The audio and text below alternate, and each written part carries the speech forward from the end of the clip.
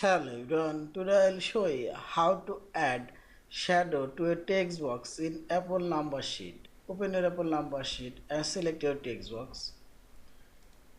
Now select this format option and select this style option, and here you will find this shadow option, check mark here. I see the shadow now showing here. You can increase this shadow transparency, you can say offset, and this is shadow color. You can say shadow angle.